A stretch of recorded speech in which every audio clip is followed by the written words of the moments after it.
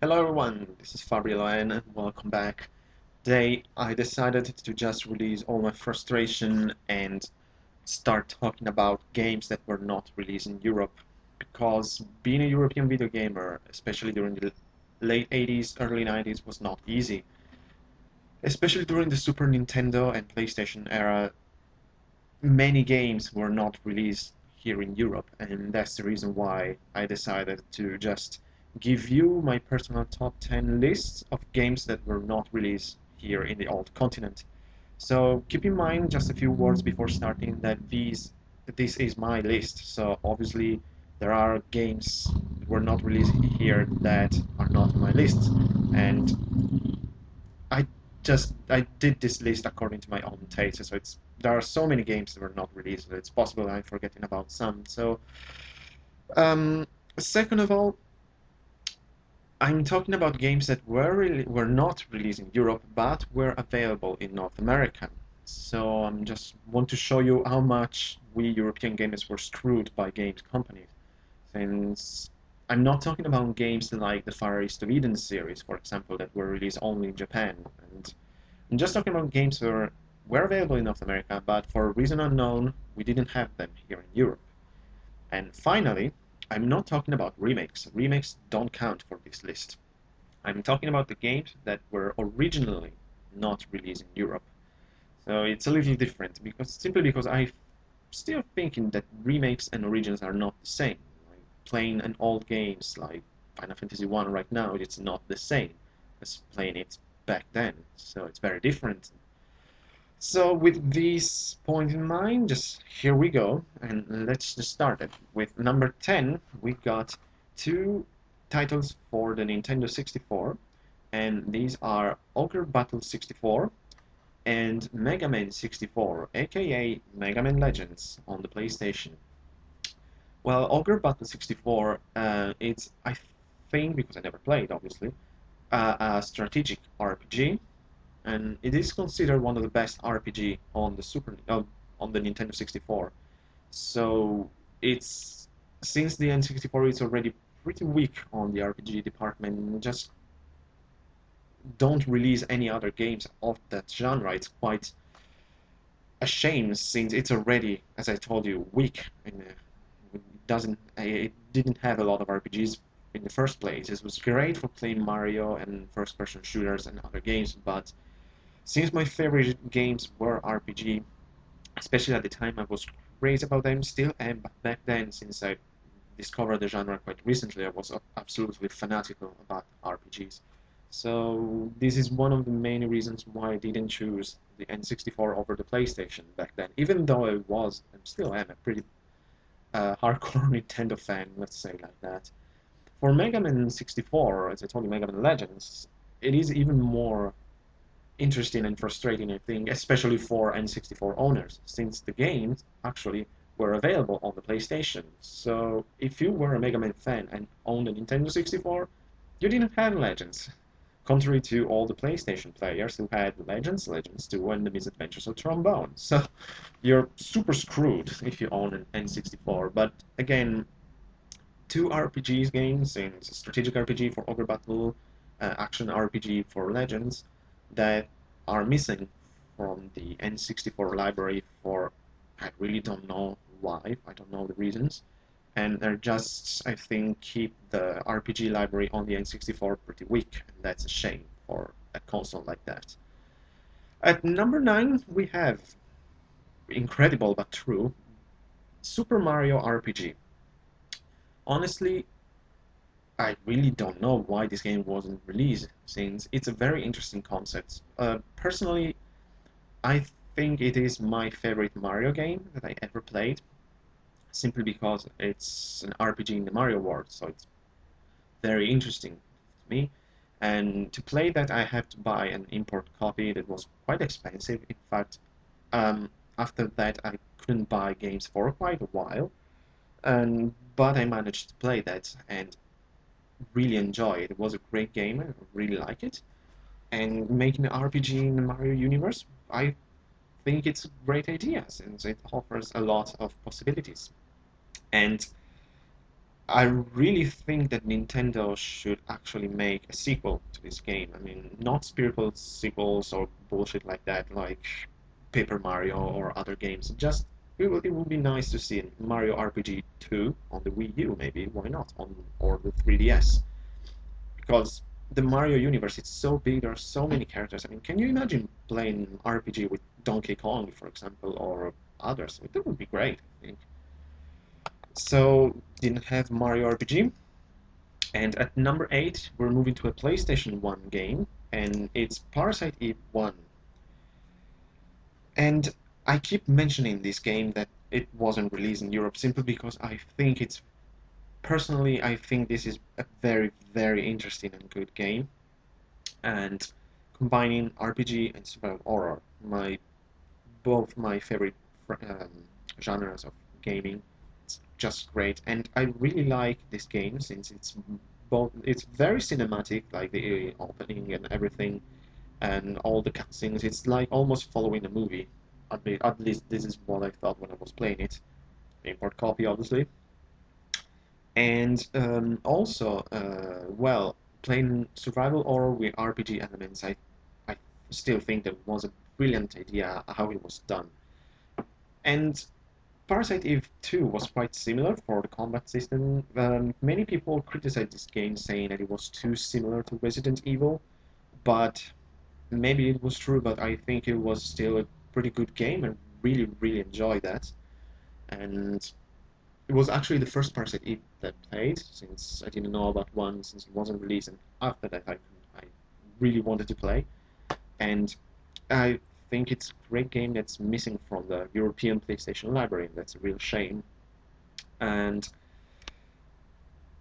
never understand, but I also quite sad since we'll never have a next generation Parasite Eve after the flop of Third Birthday. So it's quite a dead franchise now. At number 7, we have Xenogears. Now, this is considered to be one of the best RPG on the PlayStation, if not one of the best RPGs in general. And that's pretty impressive. I, since I never played this game, I heard so many good things about it. I saw videos, reviews, and everything, and it looks just amazing, just incredible, like a really deep story. All this character development, very intense. All the combat with these huge mechas. I mean, it looks so cool. It looks so amazing. Probably, it really looks like one of the best JRPG on the PlayStation. But we never have it. We had some sequels of it, of the Xenosaga, let's call it like that. Some of them on the PS2, not all of them. And we have the Xenoblade Chronicles on the Wii. So part of it, we have this franchise, but not all of it. That's quite a shame, especially we are missing the first one that is supposed to be the best of the entire Xeno franchise. And sooner or later I'm gonna buy it and gonna play it because I really, really want to play that. It's a must-have and play for RPG fans, but really weird that it was never released in Europe. At number 6, I decided to put like um, a big one here, since both these franchises are um, made by the same company right now. Wasn't back then, and I'm talking about Final Fantasy and Dragon Quest. Believe it or not, here in Europe we didn't have any Final Fantasy game until number 7, and we didn't have any Dragon Quest game until number 8. So really, really late. And it's just, I think, shameful to admit this, but I managed to play some of these games by buying import copies, like Dragon Quest 3, for example, and um, Final Fantasy 2 and 3 on the Super Nintendo, 4 and 6. And this is probably the reason why I didn't enjoy 7 so much. I mean, I bought it, of course, since it's Final Fantasy and loved it, but 7 wasn't as good as 4 and 6 to me. I thought it was a major drawback. And the same with 8. I mean, I still bought it, I played it. I didn't like it very much. If you look at mine, I never finished it games video, I explained why I never finished Final Fantasy VIII. I really, sometimes I love that game, sometimes I hate it. It's weird. But I'm really happy with 9. On the other hand, I think it's a really love letter to the Super Nintendo era fans like myself or others. It's very similar, I think, to 4 and 6 for some reason. From Dragon Quest, on the other hand, no games before 8, and that's pretty insane since, well, Dragon Quest was huge in Japan, but not very big in North America, so it wasn't a super successful franchise, at least outside Japan. I randomly picked Dragon Quest 3 since it was like on really cheap on my usual video game store, and honestly, I love that game. I mean, it's a great game. I mean, I love it. It's one of my favorite 8-bit era RPG together with Phantasy Star 1, and I really enjoyed it. But it was my almost my only Dragon Quest game before 8, because since the games were not released until all the remakes on the DS and later like Game Boy Advance or other consoles. But the first real official Dragon Quest game here in Europe will be 8, which is a masterpiece. I mean, it's a really excellent game, probably one of the best of the franchise, one of my personal favorite, together with 5 and 3. 3, sorry. Great franchise, but for a lot unknown. I mean, not really unknown, but not much here in Europe unless you were a hardcore RPG lover and you heard of these franchises, but you cannot play them unless you were able to buy import copies. But I managed to do with some of them, but not all of them. Like especially with Dragon Quest, it was more difficult. So, and keep in mind, and these are two of the most beloved, important, and greater RPG franchises of all time. We're talking about Dragon Quest and Final Fantasy, so it's a really weird but huge miss in Europe. At number 5, of course, I have to mention Earthbound, a classic RPG on the Super Nintendo that today is becoming one of the most pricey games for collection. I mean, it's insane how pricey this game is becoming. So I really want to play it, but I'm quite like not sure about buying it because of the insane price. It's obvious that if you want to play Earthbound, you have to buy the big box with everything, but that's the expensive one. So it will be difficult. We'll see when I have more money. And the problem is that, I mean, I saw videos, everything. I mean, it's considered one of the greatest RPG on the Super Nintendo, especially because it's very original, it's very different from the usual. But, well, other than Earthbound, I can mention that the entire Mother series is absolutely unknown here in Europe. Like, when I'm talking with some friends of mine and mention this, and what the hell is Mother? And I say, now it's Earthbound, and what is Earthbound? I mean, it's not that known here in Europe. I mean, if you are a serious video gamer, obviously you know the Mother series, or at least Earthbound. It's very famous. But if you're not very like passionate about video games, it's quite a rare gem. Still today, even though Earthbound is becoming so famous because of its price. And as I told you, I really want to play it since I missed my chance, since it was never released and it was so I never even saw an import copy. But if I did, it would probably be too expensive for me back then, especially.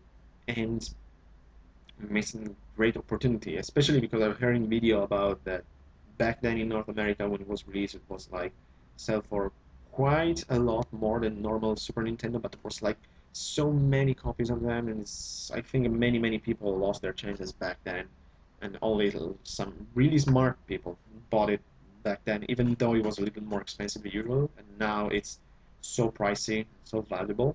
It's really weird how these things works. I sometimes I don't understand it. Like it's not like it's a really rare game like Panzer Dragoon Saga or others. And I don't understand why precisely Earthbound is becoming so pricey. Well, I don't know. I have to admit it. I don't know. But we miss it. Not only Earthbound, but the entire Mother series here in Europe, as well as our number 4, and again pretty shameful, the Chrono games. We missed both Chrono Trigger and Chrono Cross until at least Chrono Trigger was remade on the DS. That's the first time that many European gamers can actually play this game. In my case, I managed to buy an import copy back then. It was one of my first RPG on Super Nintendo, and I was obviously it blew my mind back then. It was like nothing else. I mean, that's the reason why playing now Chrono Trigger on the DS, it's not as playing back then on the Super Nintendo. Back then, you didn't have basically any game that was like this, with great graphics, amazing with the drawing of Akira Toriyama, of course, amazing soundtrack, the multiple endings, um, the interesting story with all the time traveling. I mean, Chrono Trigger, it's a, sorry about that, it's a masterpiece, one of the greatest games of the 16-bit era, probably one of the greatest RPG of all time. It's a classic. You can go wrong with it. The remake is good, obviously, but it's not the same thing since all the aspects that made Chrono Trigger great back then now are common in RPGs. So it's absolutely not the same thing. I mean, I have the remake. I played it. I finished it. It's great. It's Chrono Trigger. You can go wrong with it, but while I was playing, I said, well, it's good, but it's not as it was back then on my Super Nintendo. And for Chrono Cross, like I never played it, I never had the chance, so I'm still waiting for to buying an import copy, and I'm really, really curious about this, since I heard very cons different opinions about this. Some people say it's great, some people say it's not good, others say it's a great RPG, the worthy successor of Chrono Trigger, others say it's nothing special, it's not a sequel to Chrono Trigger. And I think it's very interesting and deserves more attention since believe it or not, it's still a Chrono game. So, and we're still waiting for a sequel to that. I mean, what happened to Chrono Break, as I mentioned in my um, top delayed or cancelled games. I mean, we're still waiting for another game of back then one of the most amazing RPG games of all time. So, but yes, we never had Chrono, neither Trigger nor Cross. At number three, I decided to put again a lot of stuff, and for good reason. And at number three, we have basically all the TurboGrafx games and almost all the Neo Geo games. These two consoles, for different reasons, were so rare that for both cases, I believe that at least 95% of their um, game libraries were not released in Europe. For the TurboGrafx, I already mentioned that I'm not even sure if it was released in Europe, the console. So if it was so rare that at least 99% of the games were not released. So even like I always been a big video game lover, but before at least high school and internet, I'd never heard of the TurboGrafx and Turbo Duo and all the um, like the small TurboGrafx. I don't remember the name now, but all these consoles, I've never heard of them. As for the Neo Geo, it was released in Europe. I knew it because a friend of mine actually had it, and I remember playing with him King of the Monsters 2, a fighting game I think was what's the name, Fatal Fury or something. I'm not sure. I don't remember now. And Metal Slug. I mean, playing those games was simply amazing back then because I just had my Super Nintendo and watching these games I was like, now that is the arcade experience at home. I'm so jealous of this glorious graphic, this incredible soundtrack. I mean, my Super Nintendo is just shit compared to this. I was incredibly jealous of it, but the reason why I'm not sure that many games were released here, or they were just rare for a simple reason that it was common both in North America. It, both consoles and games were so expensive. The Neo Geo had unbelievable prices. It was so expensive that I think that no one bought it. I mean, it's still today it's pretty expensive for collectors mainly, but back then that was on the market was still insanely expensive, and that's the reason why no one bought it. And for the TurboGrafx again, it was so rare. So we missed a lot of games. TurboGrafx has a very interesting library of games, I believe. While the Neo Geo, to me, it's one of the best consoles ever for fighting games. I mean, I think it was mainly done for that, but still, it's amazing how some fighting games work on the Neo Geo. They were just so good. But we missed so much of that, both for the TurboGrafx and the Neo Geo. At number two, I decided to put these games here simply because nowadays it's one of my favorite franchises of all time, and I'm talking about the Ys games. Well, I'm not sure if the first Ys game was released on the Mega Drive, the Master System, um, Book 1, The Vanished Omen. I'm not entirely sure, but for sure, we didn't have any more Ys games until Ark of Napishtim, which is Book 6. So we missed a lot from Book 2, Book 3, Wonders from Ys, um, Book 4, the Dawn of Ys, all the first generation Ys games, let's call it like that. We didn't have all the TurboGrafx games, obviously. We didn't have Book 1 and 2, um, and all other games until all the Super Famicom games, obviously, but they weren't released even in North America, so they don't really count. And even to this day, I don't know how big is in Europe, mm, even though I think that actually the franchise is gaining more popularity today than back then. I mean, back then was considered a really rare gem, almost TurboGrafx only, and they were insanely rare. I randomly bought it, Super Nintendo version of Ys 3, and I love it, absolutely love it. And that will be my only Ys game until much, much later. I bought Ark of Napishtim recently, so my next Ys game was Oath Falgana. So quite recently, since it was released on Steam, I don't own a PSP, so and it was just mind-blowing playing this amazing game. Since it's the remake of Book 3, I was so stunned to play this with, which is probably the best soundtrack of the entire Ys games, which is a lot since all the games are amazing music. But we missed a lot of these games, and still today I don't know how popular Ys is in Europe. Again, now it's growing, the popularity of the franchise. That's the reason why I'm telling we need more Ys right now, since is known, it's famous. Just go for it, Falcon. We need more Ys. And finally, I decided, well, for number one, I knew what I was to put in number one since the beginning, since I just decided to make this list, simply because it's unacceptable that these games are not released in Europe, still to this day. I'm talking about the Lunar games. We, I can understand if we didn't have them on the Sega CD, since no one had it. I mean, I never knew anyone who had a Sega CD back then. Okay, but we don't have the PlayStation 1 remakes. We don't have the PSP remakes. And that's embarrassing, at least. I mean, how can you not have Lunar in Europe? And that's the reason why I haven't played those games yet.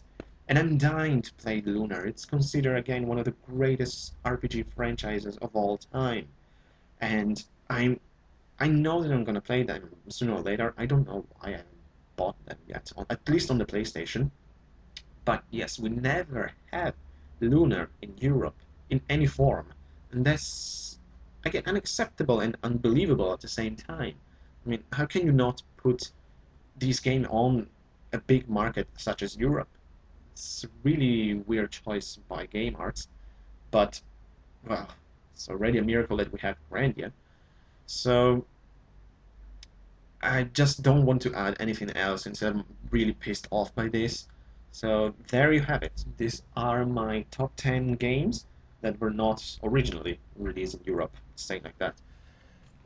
You agree, you disagree? Just let me know. I'm really, really curious about this. Just leave comments or video responses, especially you, European gamers. Just let me know. This is our chances to let the world know our frustration about being video gamers and don't have all these amazing games and many, many more.